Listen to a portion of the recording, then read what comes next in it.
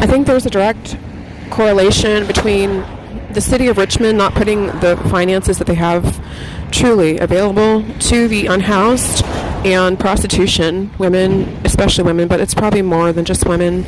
But I saw one lady in particular that I had met at Caritas Overflow out prostituting the other day, and it really broke my heart because I had run into her once at a Starbucks, more out in a different area like Willow Lawn, and I had been friendly and she had been unfriendly, whereas before she had also been friendly.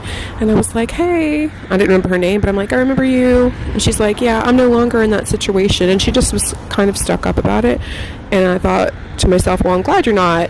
Of course, I wouldn't have guessed that she had turned to prostitution. So now I'm not glad for her, actually.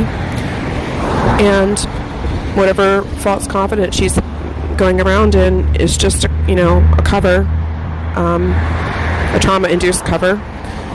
And, there are many people who wanted to take everything from me on a physical level so that I would turn to prostitution, but I will not.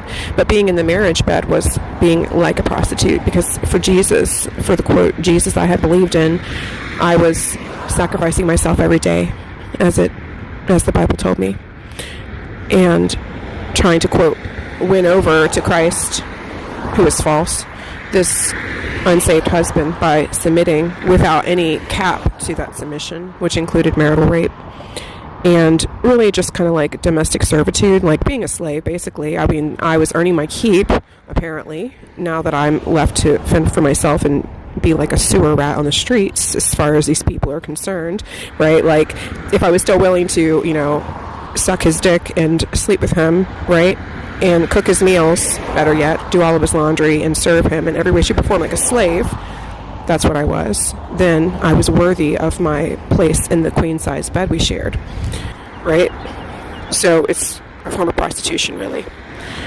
And I felt that. It reminded me of being raped.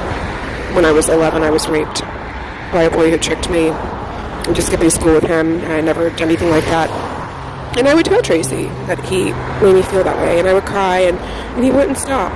And I didn't believe in marital rape.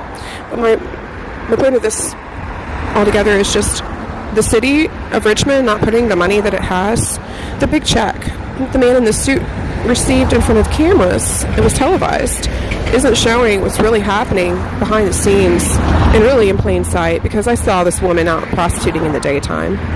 And I was approached by what appeared to at least be two different pimps, because I took the wrong bus